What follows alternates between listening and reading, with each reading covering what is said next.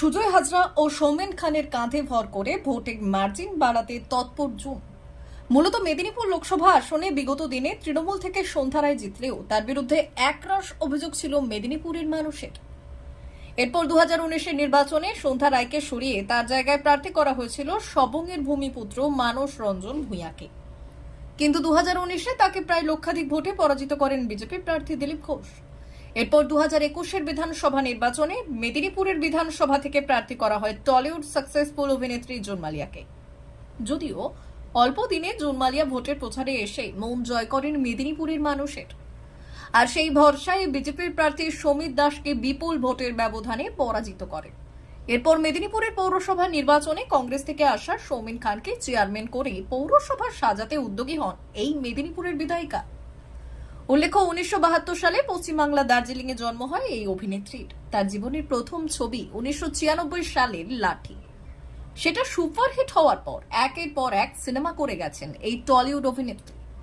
নীল নির্জনে, হঠাৎ বৃষ্টি, আমার মায়ের শপথ, বং কানেকশন, তিন ইয়ারি কথা, জুলফিকারের মতো সুপার ডুপার হিট সিনেমা। সম্প্রতি আবার প্রলয়তে ছোট্ট একটি দৃশ্যের মধ্য দিয়ে অভিনয় করেও দর্শকদের মন কেড়েছে এই সুন্দরী। যদিও তার মেয়ে শিবাঙ্গিনী মালিয়া রীতিমতো মডেলিং করছে।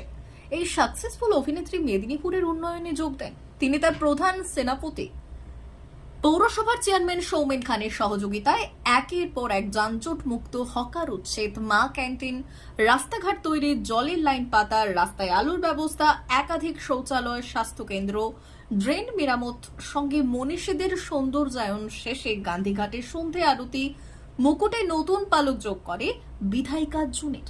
কিন্তু এই এত কাজের পরেও নিজেদের মধ্যে গোষ্ঠীদ্বন্দ্ব দেখা দেয়। একদিকে মেদিনীপুরের সাংগঠনিক জেলা সভাপতি সুজয় হাজরা এবং শহর সভাপতি বিশ্বনাথ পাণ্ডব, আর অন্যদিকে জুন মালিয়া সহ পৌরসভার চেয়ারম্যান সৌমেন খান এই দুই ভাগে বিভক্ত হয়ে যায়।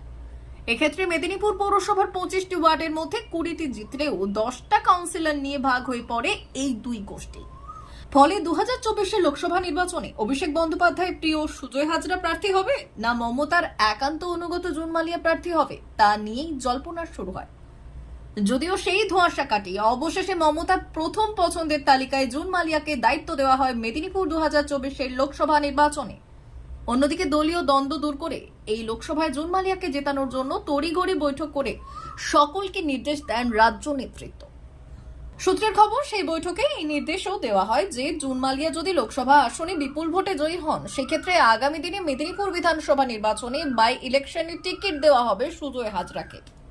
কিন্তু শর্ত একটাই, জুন মালিয়ার হয়ে প্রচারে নামা এবং বিপুল ভোটে জিতিয়ে আনা। এই রকমই গুরু দায়িত্ব দেওয়া হয় মেদিনীপুরের জেলা সভাপতিকে।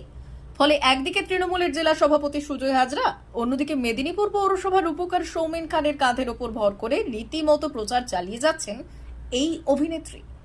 মেদিনীপুর লোকসভা কেন্দ্রের আমাদের প্রার্থী সর্বভারতীয় তৃণমূল কংগ্রেসের চেয়ারপারসন সম্মানীয়া মমতা বন্দ্যোপাধ্যায় এবং আমাদের দলের সেনাপতি সর্বভারতীয় তৃণমূল কংগ্রেসের সাধারণ সম্পাদক অভিষেক বন্দ্যোপাধ্যায়ের মনোনীত প্রার্থী জুন মালিয়ার সমর্থনে আমাদের যে প্রচার কার্য ইতিমধ্যেই শুরু হয়েছে।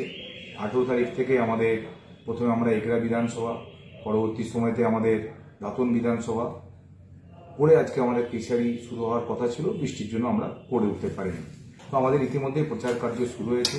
আর তাতে মেদিনীপুর থেকে দাঁতন, খড়গপুর, কেশিয়ারিতেও সাড়া পাচ্ছেন যথেষ্ট। অন্যদিকে সাংবাদিকদের তৃণমূলের দ্বন্দ্ব প্রশ্ন এড়িয়েছেন এই দুই নেতৃত্ব। গোষ্ঠীদ্বন্দ্ব নিয়ে প্রশ্ন করলে খোদ মন্ত্রী মানস রঞ্জন ভূঁইয়া বলছেন, এই দ্বন্দ্ব তৈরি করছে সাংবাদিকরা, আমাদের মনে কোনো দ্বন্দ্বই নেই। D news, Medinipur.